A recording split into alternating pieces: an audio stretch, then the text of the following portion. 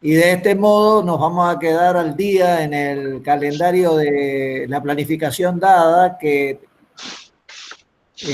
por un error hemos puesto temas el día 2 de abril, que era Semana Santa y Malvinas, doble feriado.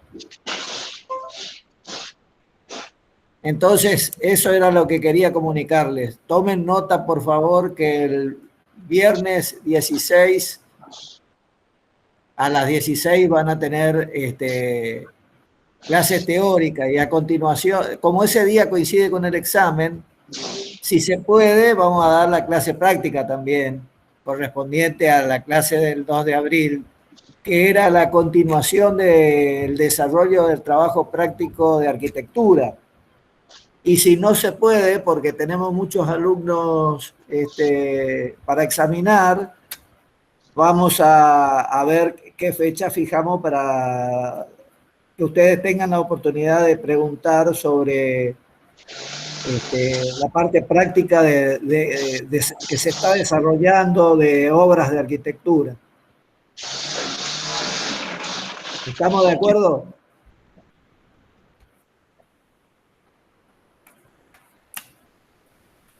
¿Están de acuerdo?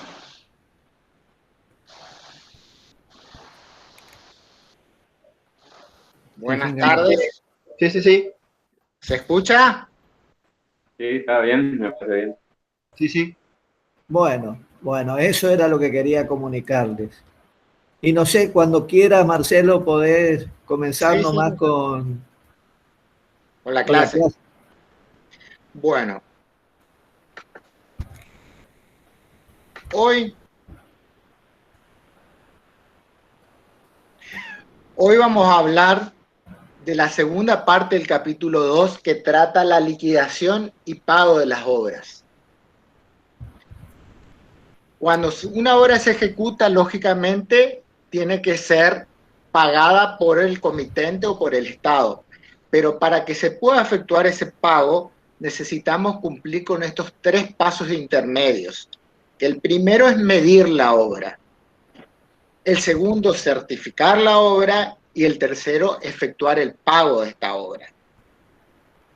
Generalmente, la forma en que se mide, paga y certifica está reglamentado en el pliego de condiciones particulares. Eso es lo que ocurre en la Ley de Obras Públicas de nuestra provincia, en la Ley de Obras Públicas de la Nación.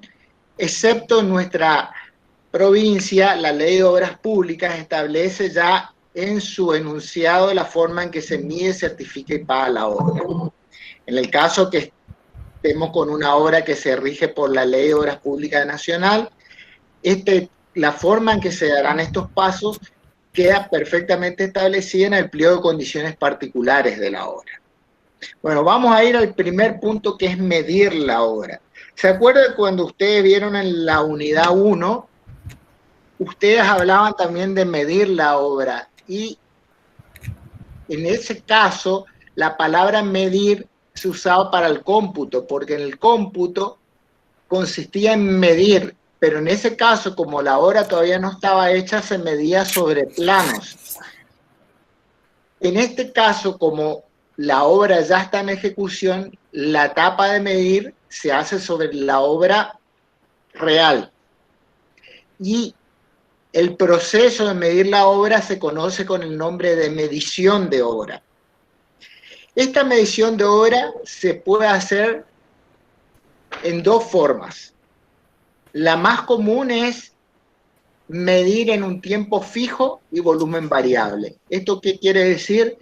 Lo que yo determino es cuándo voy a medir, y mido lo que está hecho para el momento en que yo decido medir. Y la segunda alternativa es, y acá hay un pequeño error, porque acá es volumen fijo y tiempo variable en el PowerPoint, les pido disculpas.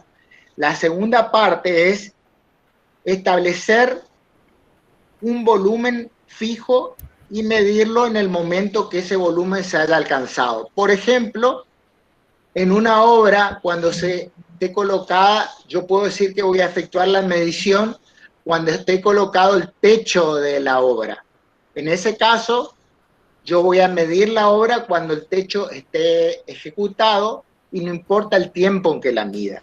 Sin embargo, este método es menos usado y se adecua mucho más a obras privadas donde el comitente, que es un cliente particular, pacta con el constructor los pagos según las etapas de la obra.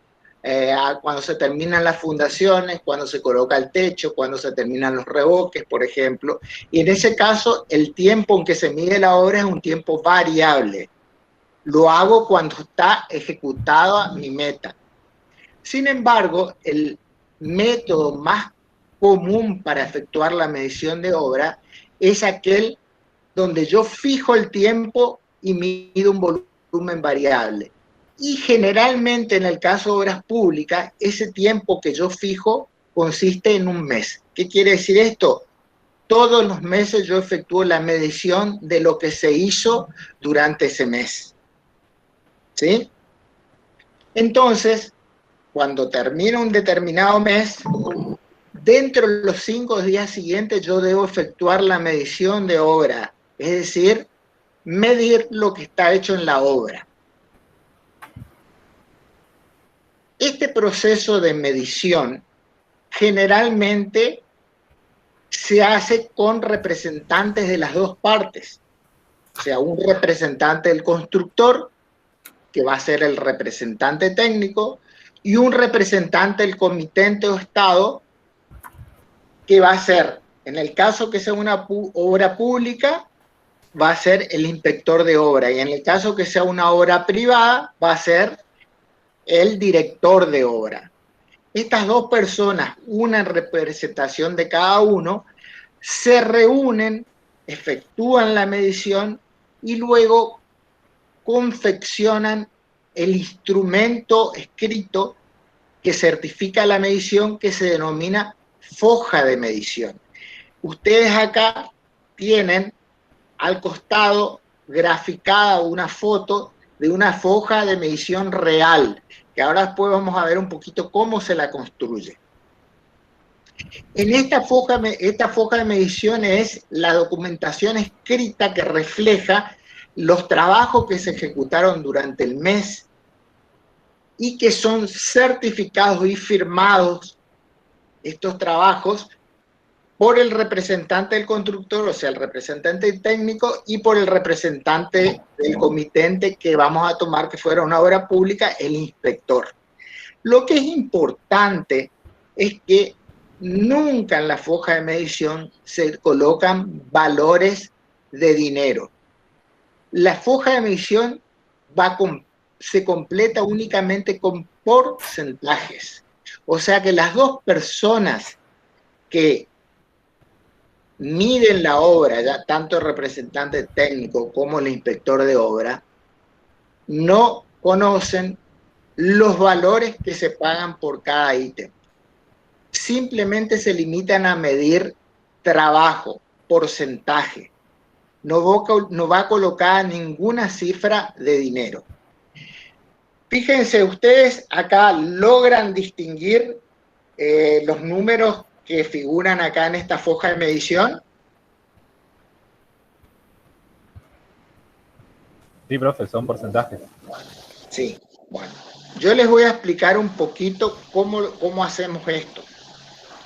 La foja de medición en la parte superior tiene todos los datos de la obra, el nombre de la obra, la localización, quién es el constructor, quién es el inspector y el número de medición que constituye. O sea, si la obra empezó en el mes de enero, si yo hago la foja de medición de marzo, sería el mes 3. Y en la segunda parte hay un desglose donde se divide a la obra, vamos a tomar una obra de arquitectura como ejemplo, donde se divide a la obra en distintos rubros. Entonces acá están colocados los rubros: preparación del terreno y movimiento de suelo, después estructura resistente, albañilería, revoques, etcétera, etcétera. Se detallan todos los rubros que constituyen la obra. En esta primera columna se coloca un valor que es el porcentaje de incidencia respecto al total que tiene cada rubro. ¿Esto qué quiere decir? el porcentaje de dinero del contrato total que significa ese rubro. Por ejemplo, yo tengo en este caso que el rubro albañilería representa el 7,22% del presupuesto total. Entonces, lógicamente, si yo en esta columna coloco los porcentajes que representa cada rubro respecto al total de la obra, la suma de esta columna, ¿cuánto me tiene que dar? 100%. Me tiene que dar 100. ¿Se escucha o no? Sí, sí, se escucha. Me tiene que dar 100. A continuación, se coloca una columna donde se indica el porcentaje en que estaba la obra el mes anterior. ¿Sí? Yo ahí pongo el estado de avance de cada uno de los rubros en el mes anterior. ¿Sí? Y a continuación una columna donde pongo el estado de avance de la obra en el momento actual. Por ejemplo, si yo miro el ítem revoques, el mes anterior no estaba iniciado y ahora cuando voy a medirlo está hecha la totalidad de ese rubro. O sea que tengo el 100% hecho. ¿Sí? Perdón, en esta columna val. Entonces, ¿qué quiere decir? Que yo acá completé el 100% de estos rubros y de instalación sanitaria el 93%. Yo eso lo tengo que multiplicar por este valor, porque está hecho el 93% del 27,06%. Y eso me va a arrojar el porcentaje de la obra en ese rubro que yo hice en el mes. Va a ser 25,16, porque va a ser el 93% de 27. En los casos de los ítems donde completé el ítem, por ejemplo, en cielos rasos, el cielo raso representaba el 4,08% del total. Como hice el total, en este mes yo voy a tener que hice el 4,08% de la obra. Y acá voy a poner lo que queda luego de efectuar la medición, en qué grado de avance queda luego de efectuar la medición. Entonces, si yo sumo esta columna donde dice mes, yo acá voy a tener el avance que tuve en ese mes en la obra. Esta es una obra que el mes anterior estaba todo en cero. No se había iniciado, no se había hecho nada. Y en este mes se hizo el 85,76% de la obra. Entonces, ¿cuánto va a ser el valor acumulado? 85,76. Estos tres celdas se vuelcan acá abajo, donde se pone el acumulado anterior, que es el 0%, el acumulado total, el 85,76, y la diferencia entre estas dos es lo que hice en este mes, que es 85,76. ¿Se entiende o no? Se entiende que el resultado de la foja de medición es el porcentaje del total de la obra que yo he hecho en el mes en cuestión. ¿Se entiende o no? Sí, profe. ¿Sí? ¿Se entiende? Sí, profe, se entiende. El volumen es con respecto a precio, ¿no? No a tiempo. Pues ese tiempo. ¿Cómo? El volumen hace referencia a un presupuesto, o sea... Claro. Yo en este caso hice el 85,76% del total del presupuesto. ¿Se entiende? Sí, sí, perfecto. Entonces, este tipo de medición de obra a volumen variable y tiempo fijo es, repasando, es el más usado, que consiste en la ejecución de un documento escrito que se denomina foja de medición. Esta foja de medición se hace dentro de los 5 días posteriores a la finalización de cada mes y se hace entre un representante del constructor, que es el representante técnico, generalmente, y un representante del comitente del Estado, que si se trata del Estado, ustedes van a ver después que el representante del Estado es el inspector de obra, y si es un cliente privado, su representante es el director de obra. Entonces estos dos representantes se reúnen, miden la obra ejecutada, confeccionan la foja de medición y firman esta acta o foja de medición. En esta foja de medición van expresados porcentajes de obra, nunca valores de dinero. Eso es muy importante. La foja de medición lleva solo porcentajes. Se divide a la obra en rubros y se coloca qué porcentaje del rubro se hizo en este mes. Y así me arroja un porcentaje total de obra que se hizo en el mes que yo estoy midiendo. Esta foja de medición es el instrumento que sirve de puntapié inicial para la ejecución posterior de la certificación de obra. ¿Alguna duda respecto al proceso de medición de obra?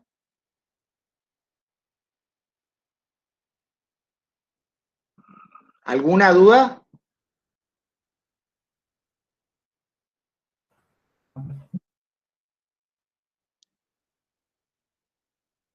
¿Alguna duda? ¿Sigo? ¿Todo? Leímos. ¿Me están escuchando o no? Sí, sí, profe, siga. Bueno, luego de cumplido el primer paso, que es medir la obra, yo tengo que efectuar la certificación de obra.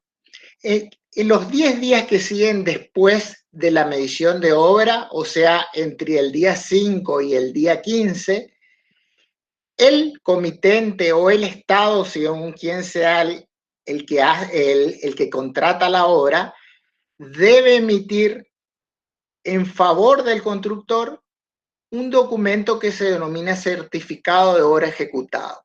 Este certificado de obra ejecutada toma como base la foja de medición y transforma ese porcentaje en un valor de dinero, ¿sí?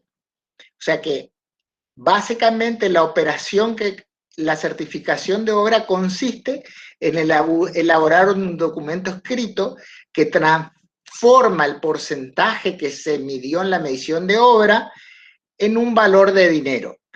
Y este certificado tiene dos aspectos. En primer lugar, como yo les dije, es un documento escrito, una declaración de la cantidad de obra que yo hice en el mes, pero ya expresado no en porcentaje, sino en valor de dinero. Entonces me va a dar un valor de dinero de lo que yo realicé en este mes. Puedo decir que es un aspecto técnico, pero también tiene un aspecto administrativo legal, porque es una forma por parte del que contrata la obra de reconocer que tiene esa deuda con el constructor y que el pago de esa deuda es exigible por parte del constructor. Es un documento que no solo fija un valor de dinero de lo que se ejecutó en el mes, sino también que sirve como un instrumento legal que le confiere al constructor la posibilidad de exigir el pago de esa cantidad. Si bien no es un documento de cobro, como puede ser un cheque, yo generalmente cuando emito un cheque es un documento de cobro porque al que le doy el cheque va y lo cobra, o si emito un pagaré, esto constituye un documento de cobro. Pero sí es un derecho crediticio que tiene el constructor y que puede ser negociado. ¿Por qué digo puede ser negociado? Porque muchas veces sucede que se trabaja durante todo un mes. A los 5 días posteriores, por ejemplo, trabajé todo el mes de marzo. Del 1 al 5 de marzo hago la foja de medición.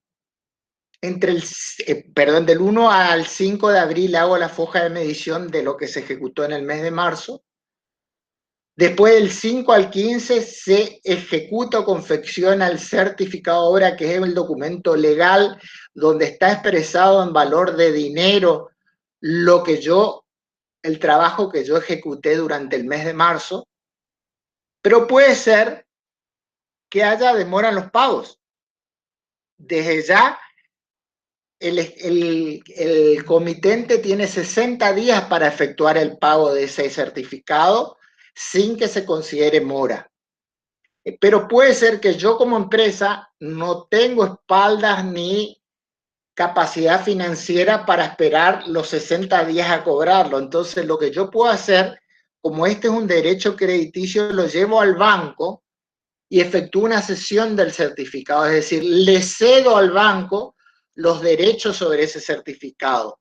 Y a cambio el banco me hace un préstamo del valor de ese certificado para que yo pueda seguir trabajando. Es como que derecho crediticio que me permite ponerlo de garantía para un préstamo que me dé el banco a mí y yo poder seguir trabajando y no tener que esperar los 60 días.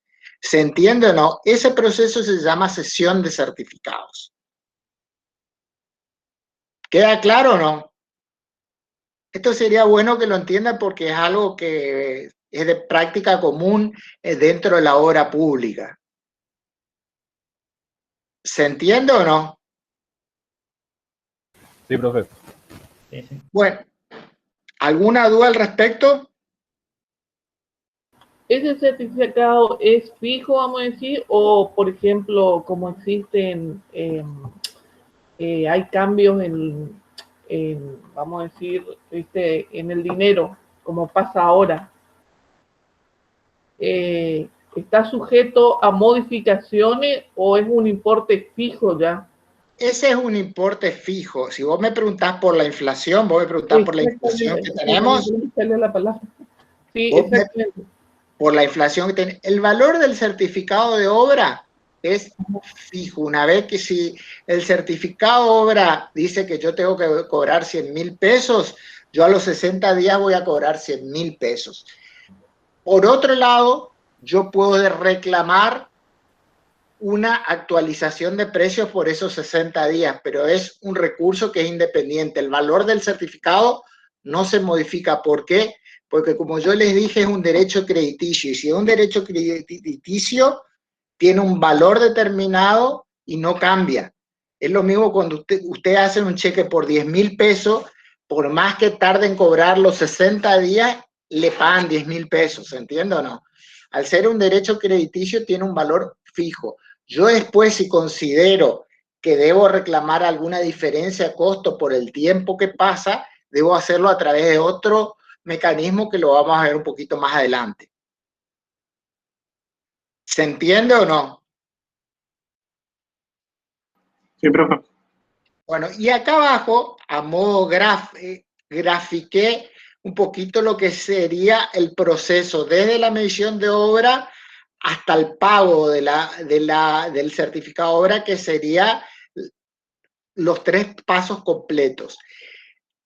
Dado un mes X, yo tengo 5 días para hacer el primer paso, que es la medición de obra. Después tengo 10 días más para ejecutar el certificado de obra. Y de ahí hay 60 días que tiene el comitente o el que contrata la obra para pagarme ese certificado. O sea que si yo no hago una sesión de certificados, yo tengo que considerar el soporte financiero que debo tener en mi empresa para esperar, una vez terminado un mes, 75 días para que me paguen lo que hice el día 30. ¿Qué quiere decir esto? Que yo tengo que esperar 75 días, son más o menos 2 meses y medio. Si yo, para que me paguen lo que hice en el mes de marzo, lo esperable es que me lo paguen a mediados de junio. Yo tengo que, cuando yo presupuesto la obra, deberé tener en cuenta cuánto me va a costar el respaldo financiero para soportar esos 75 días desde que yo mido la obra hasta que se me efectúa el pago. ¿Queda claro eso o no?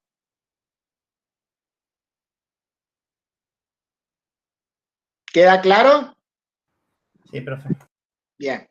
Ahora vamos a ver por qué yo tengo distintos tipos de certificados. Yo tengo certificado de ejecución de obra, de acopio de materiales, de obras adicionales, de variación de costos, de anticipo financiero, de intereses, de gastos improductivos, por etapas de obra. Todos estos son tipos de certificados. Nosotros vamos a ir viendo un poquito en qué consiste cada uno.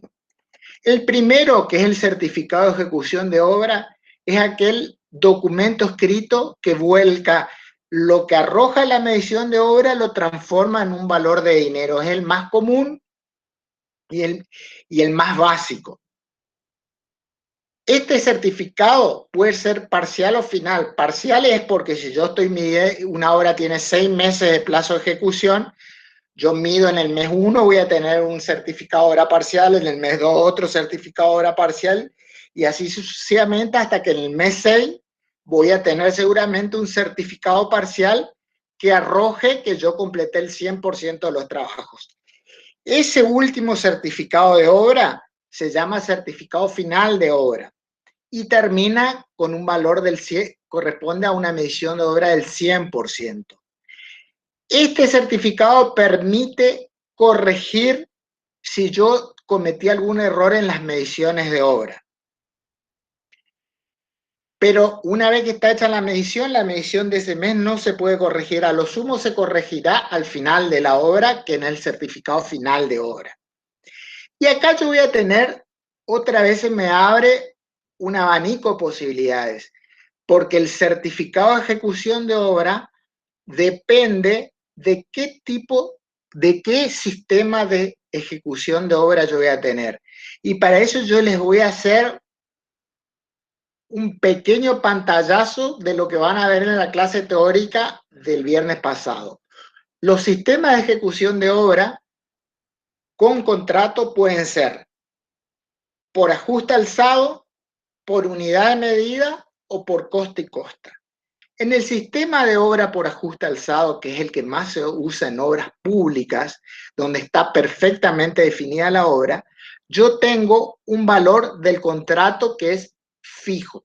Yo contrato una obra por un valor fijo de dinero, ¿sí?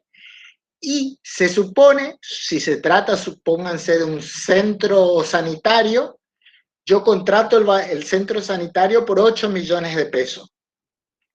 Se supone que yo me ocupé de verificar todos los trabajos que hay que hacer para que ese centro sanitario esté completo. Si me olvidé de algo, es a cuenta del constructor, es un problema del constructor. Yo tengo que entregarle al comitente el centro sanitario completo. ¿Se entiende o no? En este caso, el cómputo es una responsabilidad del constructor. O sea que a mí me ofrecen una obra, yo verifico todas las cosas que tengo que hacer para completar esa obra y yo paso un precio por esa obra. En este caso, el valor del contrato es fijo. Si yo tengo una obra, el sistema de contratación por unidad de medida, yo en vez de ofrecer un precio por la obra entera, yo ofrezco un montón de precios, pongo un precio a cada ítem que se ejecuta en la obra. Digo, que la mampostería que yo haga la voy a pagar, la voy a cobrar tantos pesos. La cubierta de techo, tantos pesos. El revoque, tantos pesos. Y así sucesivamente, pero no fijo un valor total. ¿Por qué? Porque una vez que se mide la obra, yo veo cuántos metros de revoque tengo y me pagan al precio que yo pasé. Veo cuántos metros de techo tengo y me lo pagan al precio que yo contraté. ¿Se entiende? No, en este caso, el precio final no es fijo y generalmente se usa en obras que cuando se contratan no están bien definidas. Entonces, si yo digo, tengo un centro de salud que está iniciado y lo dejaron, lo abandonaron. Y entonces es muy difícil verificar todas las tareas que hay que hacer. Entonces yo digo, voy a cobrar la mampostería tantos pesos, el techo tantos pesos, el revoque tantos pesos. ¿Se entiende o no? Ese es un sistema por unidad de medida. Por eso se llama, porque yo pacto un precio por la unidad de cada ítem. Y después finalmente el sistema de ejecución por coste y costas. Sí. Sí, en ese de unidad de medida hay que ajustar una medición, ¿se hace al final también o no? No, porque vos en la medición de obra medís cuántos metros. A ver, en el sistema por unidad de medida, Por eso yo ya voy a explicar cómo es cada uno. Yo le estoy explicando cómo funciona cada método y después nos metemos a ver cómo se hace cada certificado. ¿Les parece? Y en el sistema de coste y costas, el comitente o el propietario paga todos los gastos que se generaron en la obra, los materiales, la mano de obra y los gastos generales directos, y eso se llama coste. Y después yo le cobro en concepto de costas los gastos generales indirectos y los beneficios que yo pretendo. Esos tres son los sistemas. Ahora volvemos a certificado de obra. Si yo tengo una obra por ajuste alzado, yo les dije que yo tengo el valor fijo del contrato de obra. Entonces yo procedo como le expliqué en la foja de medición de la figura anterior. Yo ya voy a conocer cuánto vale el 100% de la obra. Entonces lo que hago todos los meses es expresar qué porcentaje de cada rubro hice en cada mes. Y eso me va a arrojar un porcentaje del total de la obra que yo ejecuté en ese mes. O sea que la foja de medición que vimos al principio como ejemplo es una foja de medición que se corresponde con una obra para una obra por ajuste alzado. Y en ese caso simplemente el certificado de obra consiste en multiplicar, si yo digo que hice en el mes X, hice el 72% de la obra, de multiplicar el 72% por el valor total del contrato. Y eso me arroja el valor de mi certificado. ¿Se entiende o no cómo funciona en el caso de ajuste alzado? ¿Sí? ¿Se entiende? Sí, profe. Ahora bien, si yo tengo una obra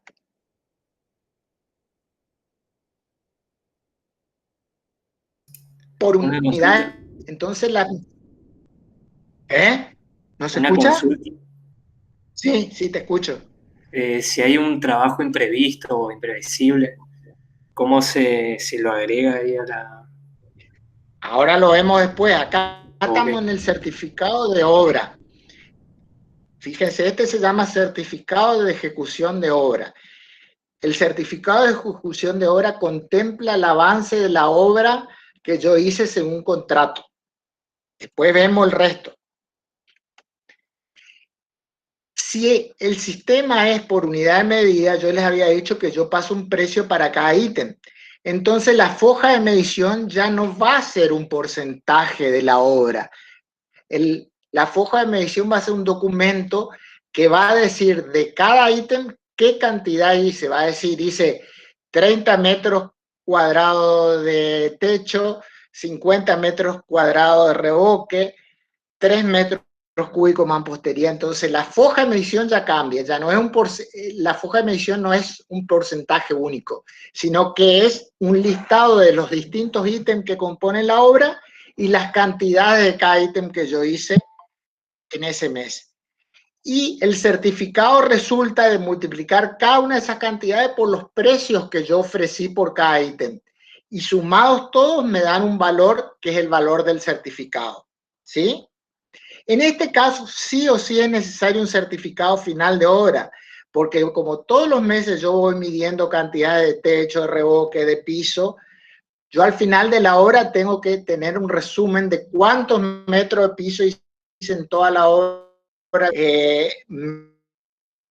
metros de techo hice, cuántos metros de revoque, ¿se entiende o no? Tengo que hacer un resumen de todos los certificados parciales. ¿Queda claro o no? Sí, profe. Hola.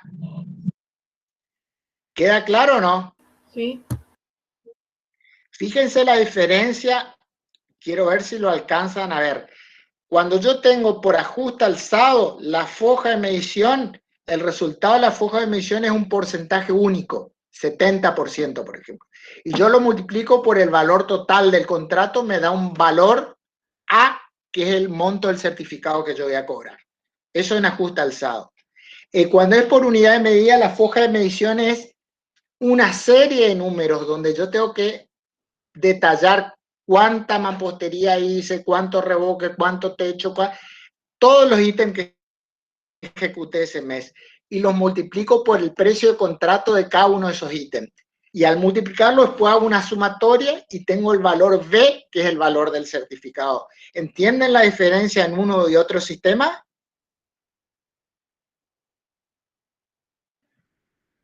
¿Se entiende? Sí, Bien, y después en obra ejecutado por coste y costas, directamente el constructor durante el mes ejecutor y va juntando todos los comprobantes de material y mano de obra y de gastos generales directos que gastó ese mes.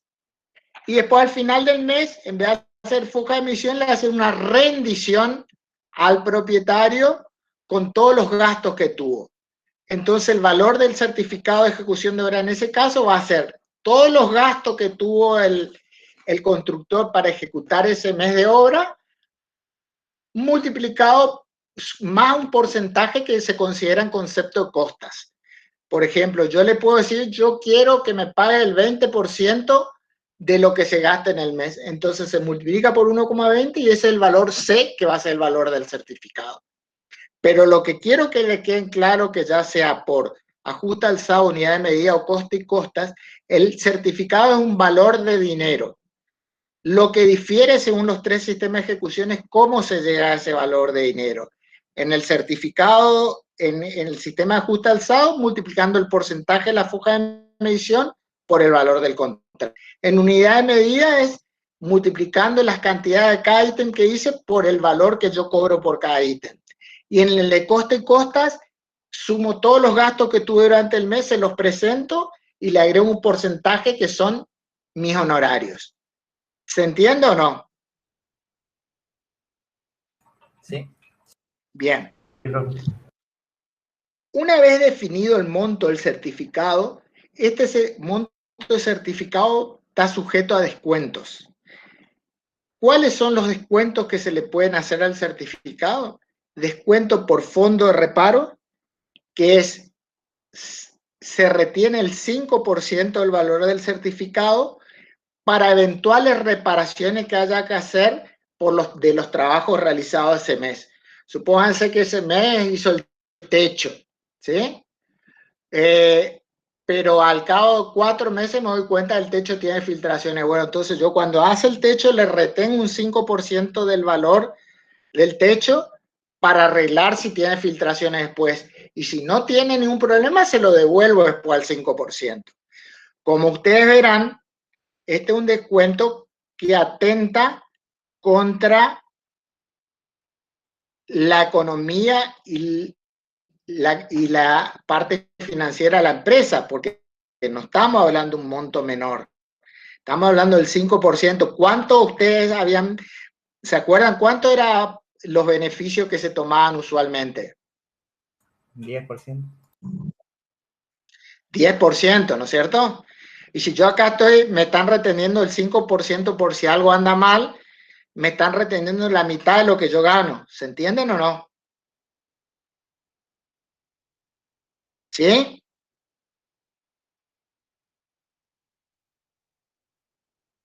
Se entiende que el valor del fondo de reparo es un valor que, si bien un 5% parece poco, pero es un valor bastante importante. Debido a esto, surge la posibilidad de que yo en la obra presente una póliza de caución de fondo de reparo, que es yo voy a una aseguradora y solicito una póliza por el importe del fondo de reparo. Se la presento al constructor y en ese caso el constructor no me puede contar el fondo de reparo. ¿Por qué? Porque yo estoy poniendo una garantía por medio por si hay algún problema después. En ese caso, el certificado no sufre descuento por fondo de reparo. Acuérdense, si se presenta una póliza de caución de fondo de reparo, no se hace el descuento de fondo de reparo. ¿Queda claro eso o no? Necesito que me vayan diciendo si les queda claro, así yo voy siguiendo, si no es como que estoy... Hola. Sí. Bueno, otro descuento que puede tener el certificado es si yo al principio de la obra me adelantaron algo de dinero en concepto de anticipo financiero o acopio de materiales. Si eso sucedió, me van a tener que ir descontando. Supónganse, si al principio de obra me dieron el 20% de anticipo financiero o para compra materiales, yo ese dinero deberé devolverlo. Y si me dieron el 20%, entonces al certificado yo le tendré que sacar el 20% para ir devolviendo lo que me anticiparon. ¿Se entiende eso o no? Si no me hicieron un anticipo financiero ni me dieron dinero para acopio de materiales, no corresponde este descuento. Y finalmente, si yo efectué algún incumplimiento durante el mes de obra, se le pueden descontar alguna multa que se haya generado por incumplimiento del constructor. Entonces, resumiendo, el certificado de ejecución de obras es un valor fijo de dinero que está sujeto a los siguientes descuentos. Fondo de reparo del 5% si yo no presenté una póliza de caución de fondo de reparo. Sujeto al descuento si me adelantaron dinero para acopio de materiales o simplemente me adelantaron. Y sujeto a descuento por multas que se hayan generado. ¿Se entiende o no? Sí se entiende, ingeniero. ¿En qué momento presento la póliza de caución de fondo de reparo? En el momento, vos tenés dos alternativas. Vos podés presentar, suponete que vas a ejecutar una obra de 6 millones de pesos, no, de 12 millones de pesos, vas a ejecutar una obra de 12 millones de pesos en 6 meses. El fondo de reparo total de los 12 millones, ¿cuántos son? 600.000 pesos, ¿sí? ¿Sí o no? El 5% de 12 millones son 600.000 pesos. Vos tenés la alternativa de antes de iniciar la obra, presentar una póliza de caución de fondo de reparo por 600.000 pesos. De esa manera ya te cubrís que durante toda la obra no te descuentan el fondo de reparo. O puedes hacer diciendo todos los meses, presentando cada mes una póliza de caución por el valor del fondo de reparo que correspondería. Lo que es más práctico al inicio de obra, presentar una póliza de caución por el valor total del fondo de reparo de toda la obra y de esa manera ya durante toda la obra no te lo descuentan. Aparte porque si yo presento una foja de 600.000 pesos como garantía de fondo de caución, me va a salir más barato que si yo presento 6 pólizas de caución de 100.000 pesos. ¿Se entiende o no? ¿Se entiende? Bien. Otro tipo de certificado que puede tener el certificado de acopio de materiales. ¿Cuál es el objeto de ese certificado de acopio de materiales? Tratar de fijar algunos precios. Como ustedes saben, estamos en una época de inflación. Supónganse que yo tengo que hacer una casa y con techo de chapa, pues, supónganse. Entonces, ¿yo qué le puedo decir al comitente? Que me adelante dinero para yo ya comprar todos los ladrillos y todas las chapas del techo. De esa manera, yo me aseguro de que esos materiales no van a tener aumento o que yo cuando los necesite lo voy a tener al precio de este momento y no al precio que va a valer cuando lo necesite. Pero para eso tengo que pedir un certificado, tengo que pedir dinero para acopio de materiales. Estos materiales se pueden acopiar dentro del obrador o directamente dejarlos acopiados en el comercio, presentando yo la factura y ya los pagué. De esa manera yo logro tener el material que necesite o el equipo que necesite en el momento oportuno, pero al precio de ahora, no al precio que va a valer cuando lo necesito. ¿Sí? Dos cosas respecto al certificado de acopio de materiales. Si el acopio de materiales se utiliza mucho en obra privada, ¿sí?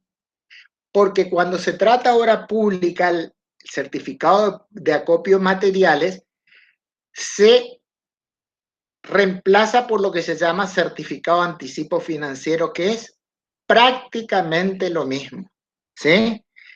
Te adelantan dinero para que uno pueda comprar anticipadamente algunos materiales y así evito la variación de costos que pueden tener esos materiales o esos equipos hasta el momento que yo los vaya a necesitar.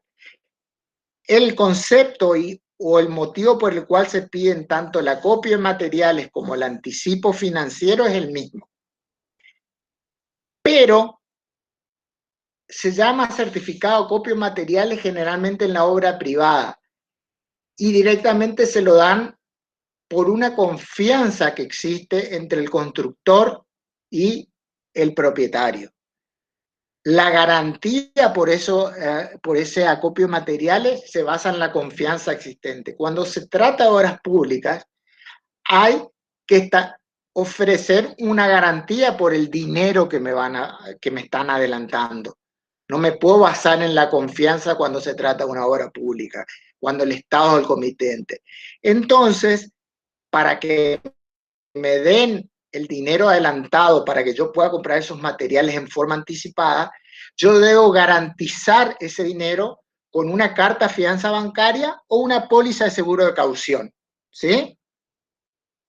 Entonces yo, para poder cobrar un certificado de anticipo financiero, que es el que corresponde a obras públicas, yo deberé presentar una póliza de seguro de caución o una carta fianza bancaria que tienen el mismo objetivo que en el caso de fondo de reparo. Es una garantía por un dinero que me están adelantando y que no me lo retienen, ¿sí?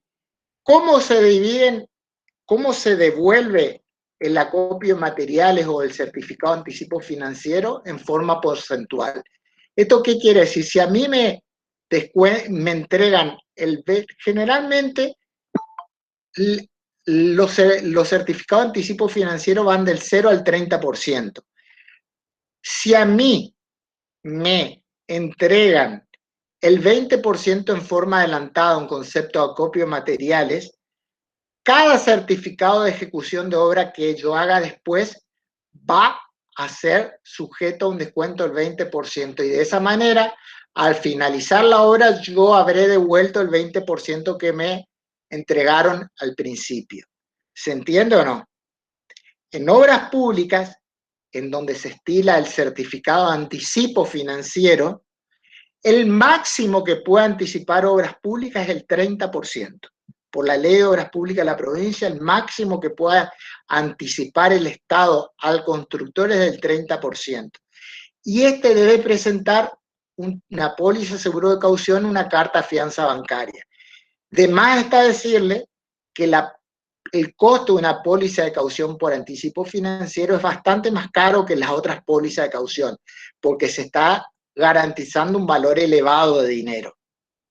¿Sí? ¿Se entiende eso o no? Sí. ¿Entienden ustedes qué es una póliza de caución?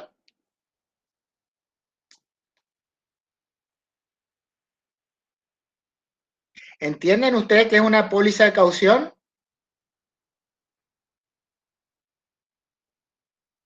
¿Me contestan? Es una garantía que Pero ¿cómo el ejecutor funciona? ¿Saben cómo funciona? Supónganse, una de las aseguradoras de caución más conocidas es Alba Seguro de Caución. Cuando yo le pido a Alba una póliza de caución, Alba me da una carta donde me dice que ellos garantizan que yo voy a devolver el anticipo financiero. En el caso de que yo no lo devuelva, Alba le devuelve al Estado ese 20% que no le devolví, y Alba me hace un juicio y me reclama a mí ese 20%. ¿Se entiende o no? ¿Queda claro? Es como si fuera un garante. ¿Funciona? Sí, un garante. Un garante. ¿Alguna duda respecto al certificado de acopio de materiales o de anticipo financiero? ¿Alguna duda?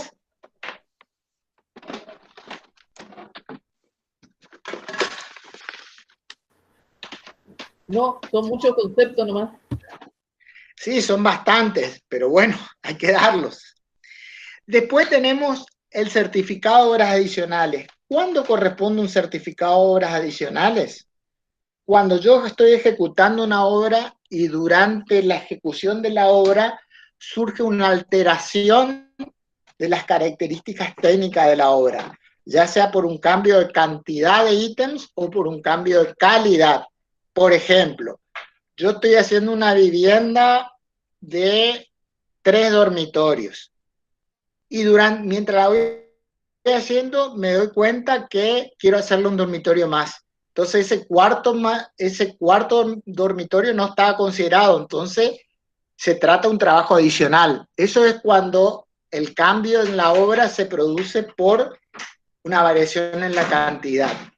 Pero también puede ser en la calidad, puede ser que estaba previsto un techo de chapas y yo durante la ejecución de la obra resuelvo ponerle tejas francesas. Entonces, en ese caso voy a tener un adicional por un cambio de material. De todas maneras, el cambio que se produce en la obra origina una planilla de economías o demasías, o sea que yo al presupuesto inicial, si es un cambio de materiales, yo deberé restarle lo que valía el techo de chapa y sumarle lo que vale el techo de tejas. O deberé sumarle todo lo que vale el cuarto dormitorio. Entonces eso me va a dar una demasía de obra. Generalmente los trabajos adicionales son demasías, no es que se le resta una obra. Lógicamente, ese valor no puede superar el 20-30% del contrato. ¿Qué quiere decir esto? Sobre todo en obras públicas es importante. Si yo estoy haciendo una obra para el Estado de 10 millones de pesos y durante el transcurso de la obra surgen modificaciones o el inspector me pide que haga cambios que encarecen la obra, yo tendré un límite del 30%. Si me pide cambios que superen el 30% en valor a los 10 millones, si me pide cambios por más de 3 millones, yo no lo puedo hacer porque no lo voy a poder cobrar. La ley de obras públicas establece que los adicionales de obra pueden ser hasta un 30%.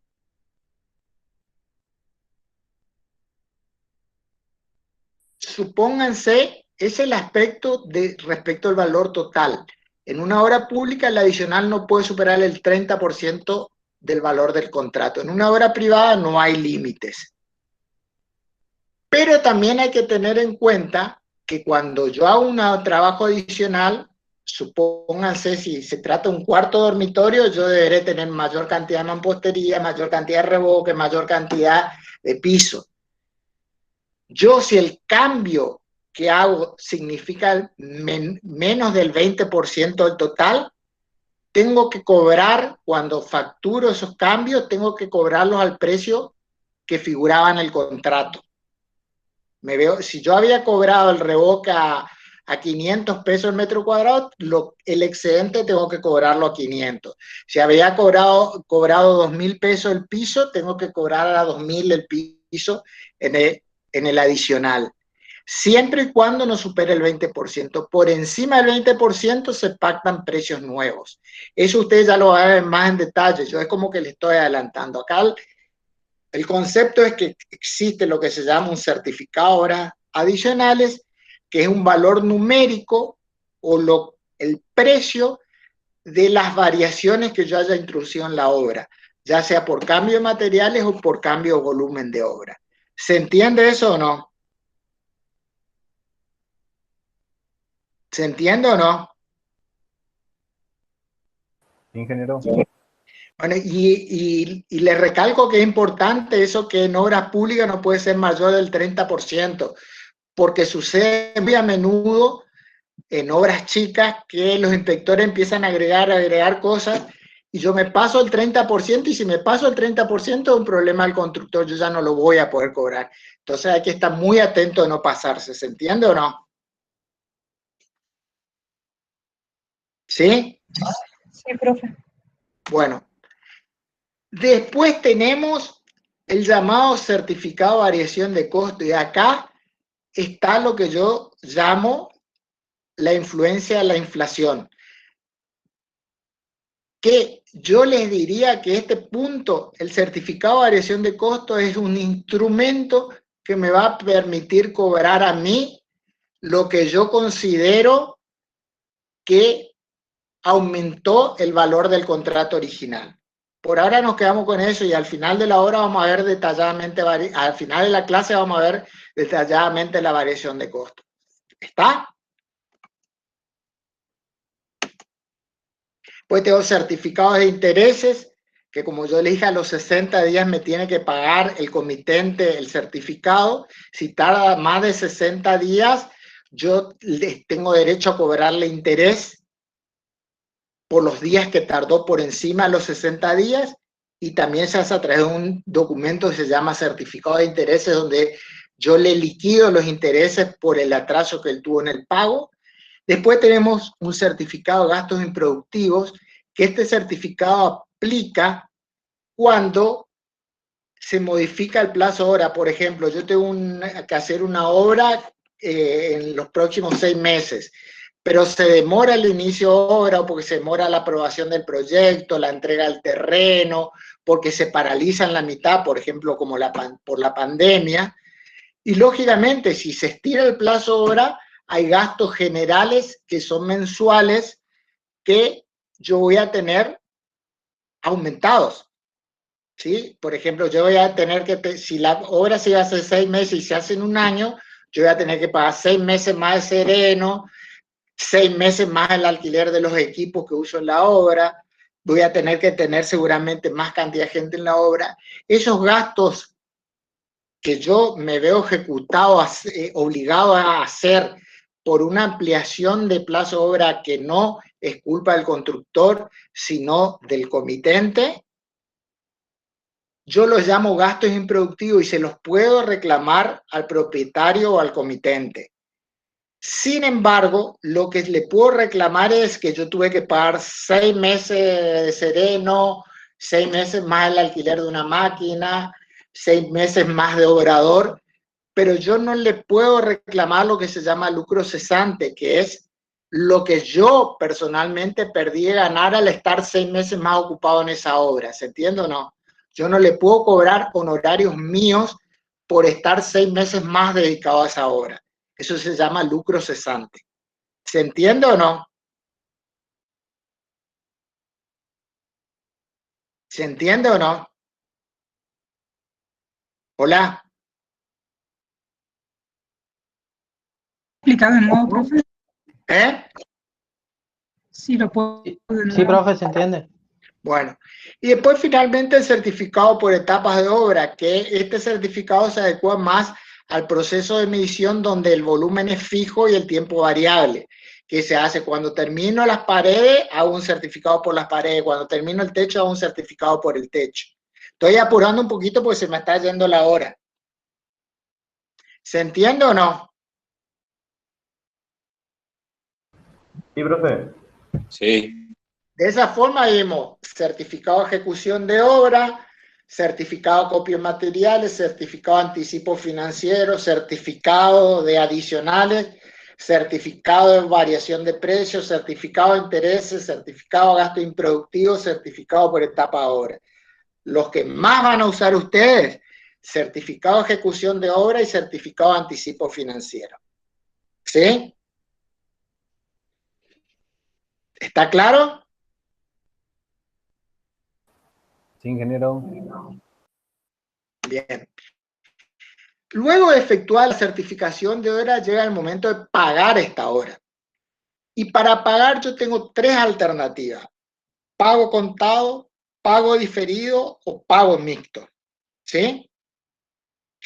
El pago contado consiste en que a los 60 días de efectuado el certificado, el comitente, ya sea el Estado o el propietario, me pague ese certificado. Eso se llama pago contado.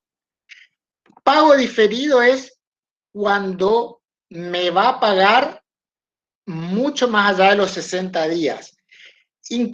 Pero cuando yo voy a hacer un pago diferido, ya en el pliego tiene que decir que el pago va a ser diferido. En el pliego debe decir que se van a pagar con 3 meses de atraso, con 6 meses de atraso, y ya debe estar fijados los intereses que se van a pagar por ese retraso en el pago. Y es decir, la tasa de interés que se va a pagar por ese retraso. Supónganse que me dice que van a tener 2 meses de mora. Ya en el pliego se fija que por esos 60 días se cobrará intereses a 36% anual. Deben estar fijados en qué plazo me van a pagar y los intereses. ¿Sí? Y después yo tengo el pago mixto, que consiste en pagar una parte en efectivo y una parte diferido.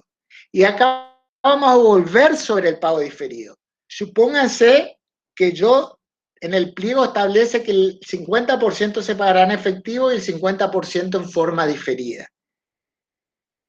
Para hacer un pago diferido, en el pliego deben estar especificadas varias cosas. En primer lugar, por la parte que se va a pagar en diferido, el comitente debe emitir un pagaré, que es un instrumento legal de deuda, a los 60 días del certificado. Es decir, a los 60 días del certificado me paga la mitad y me da un pagaré por la otra mitad. Y yo tengo que establecer ya en el pliego, respecto a los pagos diferidos, el plazo que me va a tener que financiar por fuera de los 60 días, la forma en que se va a amortizar, o si me va a pagar cada 3 meses, cada 6 meses, cada año, el interés, la tasa de interés que se va a pagar, que me va a pagar, se le va a pagar al constructor por diferir ese pago, por pagar con atraso. El interés moratorio, que es un interés que se paga por la demora en la entrega de los pagarés. Y después un interés que se llama punitorio, que es importante. El interés punitorio es un interés de castigo. Es como una pena.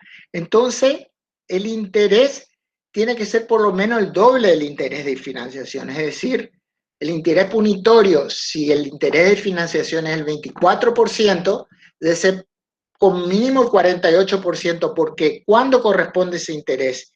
Ese interés corresponde si el comitente o el propietario no paga cuando dijo que iba a pagar. Es decir, si a mí me dijo voy a pagar con 3 meses de atraso, pasan esos 3 meses y no paga. A partir de ahí le empiezan a correr los intereses punitorios, porque está faltando su compromiso. ¿Sí? Cuando no paga a tiempo, en el pago diferido. Y bueno, y después las garantías. Generalmente las entidades bancarias, cuando se trata de obras públicas, las entidades bancarias oficiales salen de garantes para que el Estado pague. Ahora, toda esta parte fue un poquito rápido porque nos falta un poco y tenemos que cerrar la clase en 1:15, 1:20. Como yo les dije, el proceso de liquidación y pago de obra tenemos 3 pasos. Medición de obra, certificación de obra y pago de obra. La medición de obra, los 5 días posteriores al mes de trabajo, se reúne un representante del propietario y otro del constructor y miden la obra que se hizo. La vuelcan en un instrumento escrito que se llama foja de medición. Esa foja de medición se usa después para ejecutar el certificado de ejecución de obra. Que ese certificado de ejecución de obra depende si el sistema es por ajuste alzado, simplemente resultará de multiplicar el porcentaje de obra ejecutado por el valor total del monto del contrato. Si es por unidad de medida, habrá que multiplicar cada una de las cantidades de medida de cada ítem por el valor de cada ítem. Y si coste y costa, deberá rendirse los gastos del mes y se le adicionará un porcentaje en concepto de costas. Eso en cuanto al certificado de ejecución de obra. Una vez hecho ese certificado de obra que se hace entre el día 5 y el día 15, o sea, los 10 días posteriores, en los 10 días posteriores a la medición de obra, el propietario o el Estado tiene 60 días para pagarme el certificado. Si me lo paga 60 días, a los 60 días, puedo decir que me está haciendo el pago al contado. Si me paga con posterioridad, el total con posterioridad a los 60 días, yo puedo decir que me está haciendo un pago diferido y le tengo que cobrar intereses entre los 60 días y la fecha en que me va a pagar. Pero tiene que él anticipadamente decirme cuándo me va a pagar y qué tasa de interés me va a pagar. ¿Se entiende? O puede ser que a los 60 días él me pague la mitad en contado y la mitad en pago diferido. ¿Se entiende o no? Y adicionalmente en la parte certificado surgen todos esos tipos de certificados adicionales de los cuales yo le hablé. ¿Queda claro o no? Sí. Sí, profe. Bueno, ¿alguna duda al respecto? Por ahora no. No, profe. Bueno, y ahora un comentario personal. Mi experiencia de trabajo dice que el certificado de gastos improductivos no se hace nunca, o sea que si se estira la obra es sobre la espalda del constructor, nunca lo reconoce el Estado, que nunca se cumple con los 60 días, ni tampoco te pagan intereses si supera los 60 días, eso es lo que se da en la práctica, ¿está? Por lo tanto, va a ser muy difícil que puedan hacer un certificado de intereses alguna vez. ¿Estamos? ¿Alguna duda? Ingeniero, y si no nos pagan el certificado dentro del plazo de 60 días, eso que usted mencionaba de ocuparlo como certificado crediticio. No, si no le pagan dentro de los 60 días, ustedes tienen dificultades financieras, ustedes pueden llevar ese instrumento que es el certificado de ejecución de obra, que es un derecho crediticio, lo llevan al banco. El banco lo toma como garantía y les presta el dinero a ustedes. ¿Sí? Correcto. Pero ese dinero que le presta devenga un interés, o sea, si le presta, hay un interés que se paga por ese dinero que el banco adelantó. Y ahí es una negociación entre las partes. En la parte más desfavorable para ustedes es que el Estado no se haga cargo de los intereses. Digamos que ustedes tengan que pagar todos esos intereses. Y en algunos casos se han hecho convenios donde el Estado paga una parte de los intereses, pues en realidad está incumpliendo el plazo de 60 días. ¿Se entiende o no? Bien, bien, sí se entiende. Bueno. Ingeniero, una consulta, ¿puede ser? Sí. Con respecto a la póliza de caución, sí.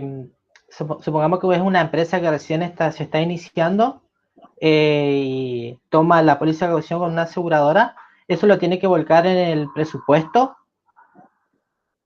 ¿Ese gasto? No, eso forma parte de los gastos generales.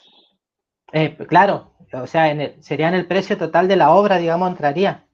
Sí, está considerado dentro de los gastos generales que ustedes van a tener una clase ahora de práctica después, está considerado el gasto de pólizas de caución.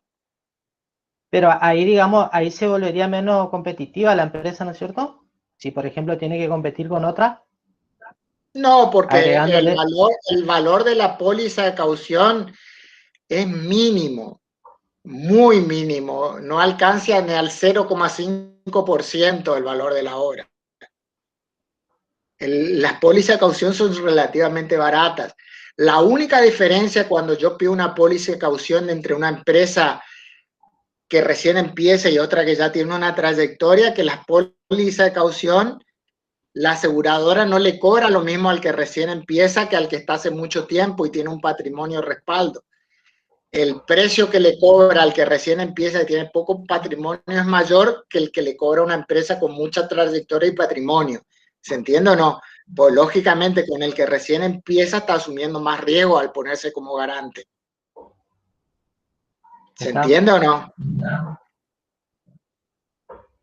Sí, se entiende, ingeniero. Pero si considerar o no el costo de la póliza de caución no te hace más o menos competitivo. Hay muchos otros aspectos que influyen más porcentualmente. Pero yo Lo le que decía sí es, por, sí, no, yo le decía por ejemplo, por la obra esa que usted mencionó de un monto de 10 millones de pesos, creo que dijo, que era 600.000 pesos el fondo de reparo, para garantizar el fondo de reparo tras la póliza de caución. sí, Y bueno, pero vuelta. una póliza de fondo reparo de 600.000 pesos te puede costar a la empresa 1.000 pesos por mes o 1.500 pesos por mes. No te cuesta 600.000 pesos.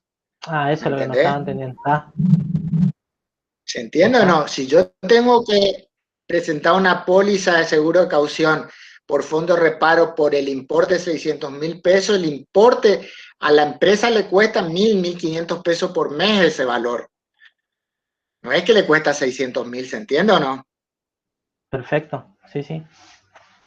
Es como cuando se dura un auto vale 3 millones de pesos, pero el seguro que paga por mes son 2.000, 3.000 pesos. ¿Me entendés o no? Sí, sí, se entiende. ¿Está? ¿Se Yo entiende o pensé que no? era literal yo pensé que era literal el precio que había que respaldar, digamos, garantizar. No, ese es el valor que aseguran, pero el valor que vos pagás efectivo es mucho menor. Gracias, Desde ingeniero. ya, sin duda conviene trabajar con póliza de caución, porque en esta etapa inflacionaria de nuestro país, ese 5% que te retienen te despedaza, te afecta mucho del punto financiero y es mucho más caro que una póliza. Lo más conveniente es colocar una fondo que no te descuenten en el fondo de reparo y vos poner la póliza de caución. ¿Seguimos? Bien, y acá vamos a entrar en un tema que es la variabilidad de precios. La ley establece que cuando yo fijo un precio y firmo un contrato, si yo firmo un contrato, supónganse por 10 millones de pesos por una obra, por ley ese contrato no puede variar. El precio del contrato no puede variar porque está fijo y escrito en el contrato. Es como cuando yo hago un cheque por 10.000 pesos, ese cheque se paga 10.000 pesos. ¿Se entiende o no? Pero ¿qué pasa? Muchas veces la inflación hace que el constructor no pueda ejecutar la totalidad de trabajo durante un año que dure la obra por ese valor que se fijó al principio de la obra. Y entonces le quedan dos alternativas. O renuncia al contrato y cancela el contrato con todo lo que eso acarrea, o según lo que dice la ley no puede hacer más nada. Es así que nace la teoría del riesgo imprevisible o imprevisión contractual, que dice, y lo leo textualmente, aquel que se ve impedido de cumplir el contrato por causas a la voluntad de las partes contratantes y que obedecería a causas de carácter extraordinario, fortuito, de fuerza mayor, tienen derecho a dar por concluido el contrato en el estado en que se encuentre, a no ser que la otra parte enfrente esa situación y se avenga a reconsiderar el precio. ¿Sí? Esta teoría de riesgo imprevisible o imprevisión contractual me abre la puerta a mí para que yo, si hay mucha inflación y no puedo cumplir con el precio original, pueda pagar con el comitente, ya sea con el Estado o con el propietario, una variación de precios.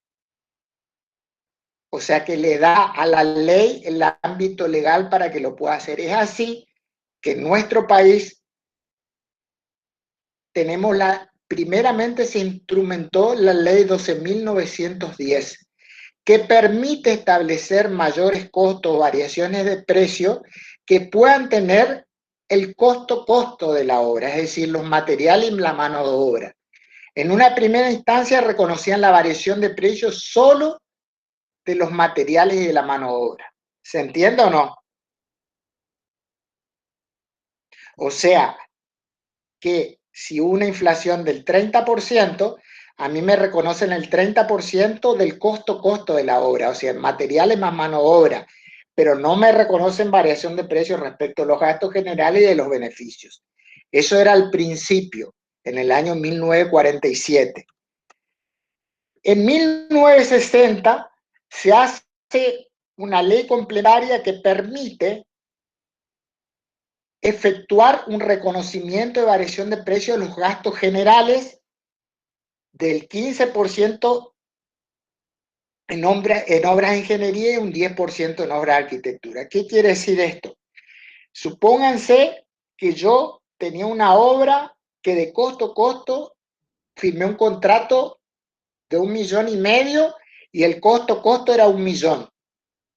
En una primera instancia a mí si la inflación es del 30%, me reconocen el 30% 1 millón, que eran los materiales y mano de obra. Y con esta ley complementaria me reconocen de esos 300.000 pesos, que sería la variación de costo, un 15% para obra de ingeniería y un 10% para obra de arquitectura en concepto de actualización de gastos generales. ¿Sí?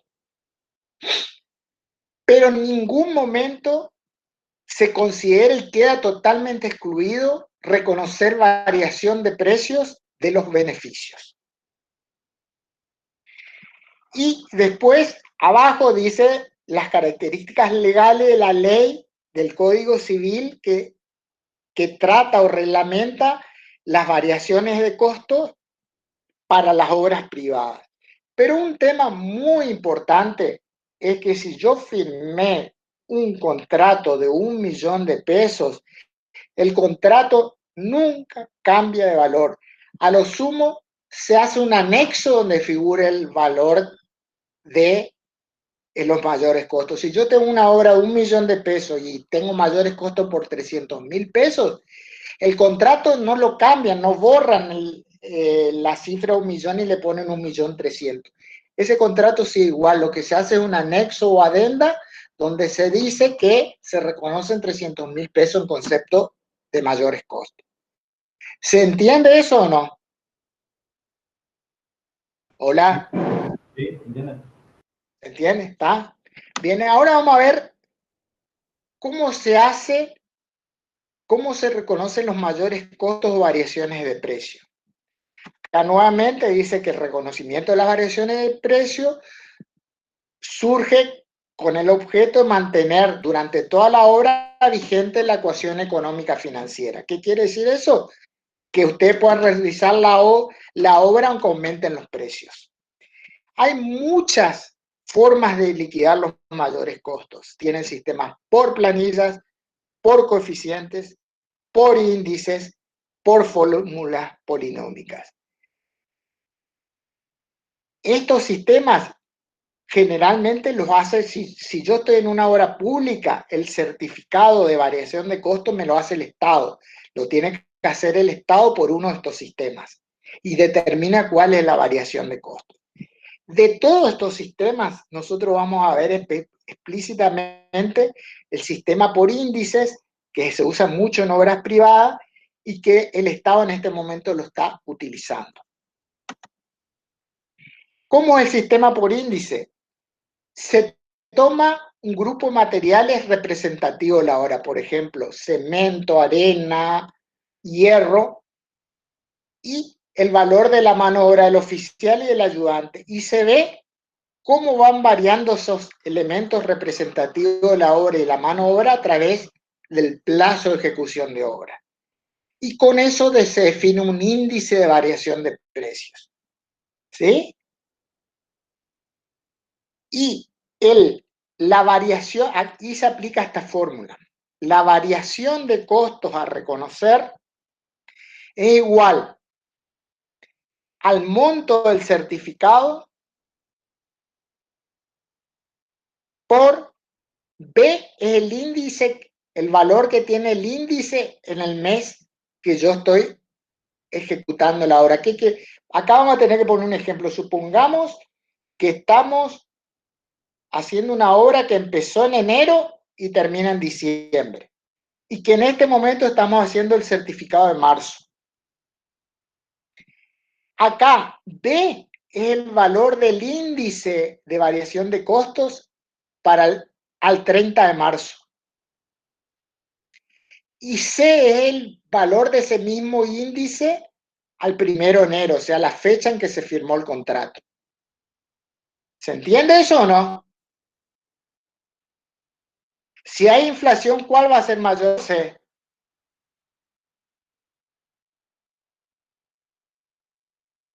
Los escucho.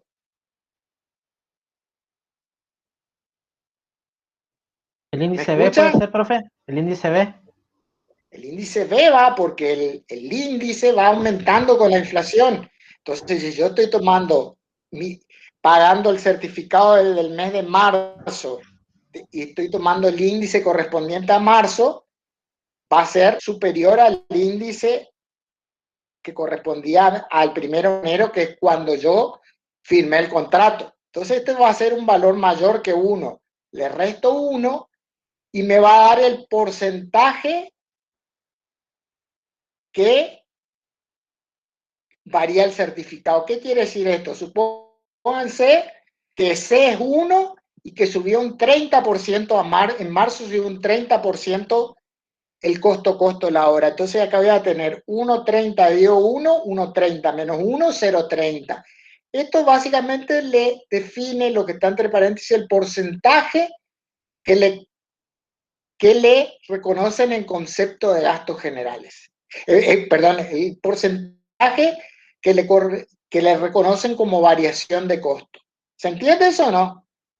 Acá sería 0.3, o sea, el 30%. Lo multiplico por D, que es el porcentaje de gastos generales. ¿Por qué? Porque yo tengo que incluir lo que variaron los gastos generales y las horas de arquitectura. Y después divido por 1,10 porque no puedo pagar variación de costo por los beneficios. Entonces tengo que achicarlo en un 10%. ¿Se entiende eso? ¿No? Más o menos se interpreta la fórmula.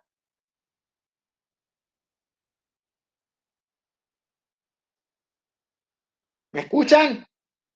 Sí, se entiende, profe. ¿Se entiende? Bien. Ahora bien, dijimos índice, pero ¿qué índice usamos? Y ahí surgen una serie de índices que sirven para hacer variaciones de precio. Tenemos un índice del INDEC, que es un índice que saca el INDEC para la industria de la construcción y que está referido a una vivienda familiar tipo, con lo cual tiene como materiales representativos materiales que intervienen en una vivienda familiar. Con lo cual este índice me sirve para una obra de arquitectura de vivienda familiar, pero me sirve muy poco para obras de ingeniería, por ejemplo. Después tengo el índice de la Cámara Argentina de la Construcción, que tiene un índice distinto para cada región del país y que toma en cuenta lo que varió el cemento, la arena, el hierro y la madera. Pero también, como ustedes ven, estos materiales generalmente corresponden a obras de arquitectura. O sea que este índice también es para obras de arquitectura. Y finalmente, este índice que dice acá, el índice de unidad de vivienda, es lo último que está usando el Estado Nacional para actualizar los precios. Es un valor que cotiza todos los días. Es un índice que se llama unidad de vivienda y que cotiza todos los días, como sería el dólar oficial. Bueno, el valor UBI toma un valor cada día y el Estado es el que asigna ese valor UBI. ¿Cómo se hace esto? Supónganse que el UBI vale 10 y yo firmo un contrato para una hora por 100.000 pesos. ¿Sí? Supónganse que el 1 de enero yo firmo un contrato por 100.000 pesos y el UBI vale 10 pesos. Entonces, al momento de la firma del contrato, mi contrato valía 100.000 pesos o 10.000 UBIs. ¿Se entiende o no? Se pasa el precio, se lo divide por el valor del UBI en el momento de la firma del contrato. Y se pone el precio del contrato en UBIs. ¿Se entiende o no? ¿Sí? Sí, se entiende. Entonces, y ahí, a partir de ahí se hacen los certificados. Por ejemplo, acá yo les doy dos ejemplos reales. Supónganse que yo acá, el certificado de obra, yo le dije que era un valor de dinero. Supónganse que es X dinero, pero equivalente a 10.387 UBIs. ¿Sí? Esto tomando como base el UBI al momento de la firma del contrato. Si yo, esto lo empecé, supónganse que empecé en el mes de enero la obra, y ahora estoy haciendo el certificado de junio, tomo el valor que tiene el UBI al 30 de junio y lo multiplico por la cantidad de UBIs que ejecuté ese mes. Y ahí me da el valor del certificado ya actualizado con variación de precios. Supónganse, esto corresponde a junio. Acá tienen uno que corresponde a octubre. En el mes de octubre yo ejecuté 4.900 UBIs. Y ahí lo multiplico por el valor del UBI al 30 al 10, que es 5401, y me da el valor del certificado. Fíjense cómo el UBI va entre junio, en el junio el UBI valía 49,64, en octubre 5401. Entonces el UBI ya va pagando la variación de precios. ¿Se entiende esto o no? ¿Cómo funciona?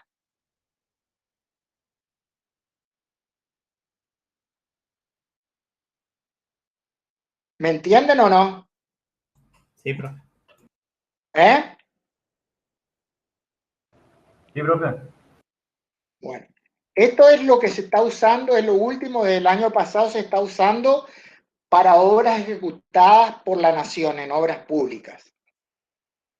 Anteriormente, la redeterminación de precios se hacía a través del...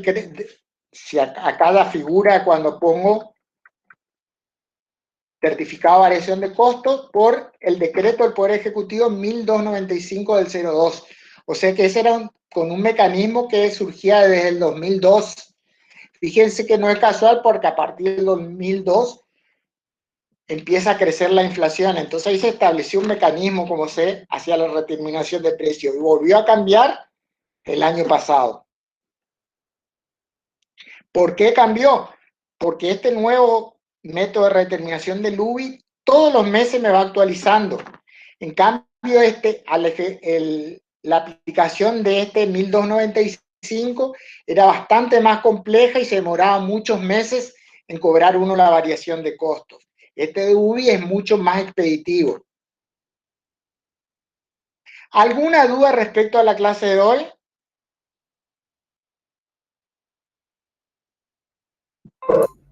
Una duda con los beneficios. O sea, Sí. por ejemplo, si yo tengo si del presupuesto inicial que hice, si yo digo que cobro 500.000 pesos, digamos, de beneficios, ¿a eso no les puedo aplicar la variación de precios? ¿O al porcentaje se refiere? Teóricamente, por ley, vos no podés aplicarle la variación de precio a tus beneficios. Sin embargo, con esta última metodología, el valor del UBI afecta al total, o sea que le aplica una actualización de precio también a tus beneficios, contrariamente a lo que fue hasta hace poco. Perfecto. Porque fíjate que el UBI se multiplica por el total, por el precio, no por el costo-costo. O sea, en el contrato, digamos, figura el precio de obra y el valor de NUBI, digamos. Claro, exactamente. Perfecto. Entonces el UBI se aplica sobre el total, sobre el precio. O sea que, contrariamente a lo que dice la ley, cuando hablamos de UBIs, te están pagando la variación de precio de tus beneficios también. Sin embargo, igual, de acuerdo a lo anterior, digamos, al que se usaba antes del 1295, hubo dividía esto por 1,10, o sea que le sacaba la variación de costos a tus beneficios.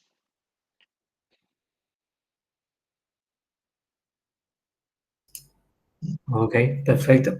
Gracias. ¿Alguna otra duda al respecto?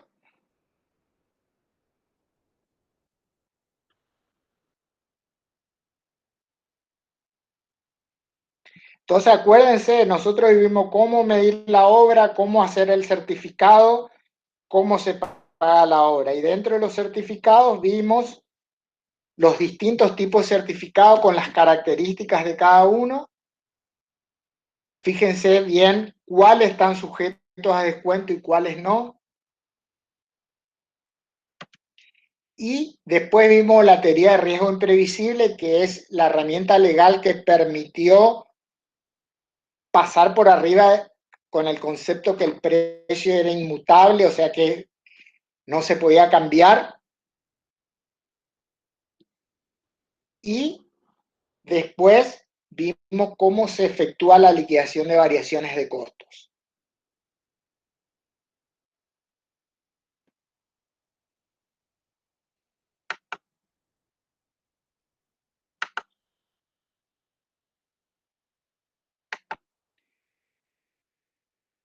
¿Alguna pregunta?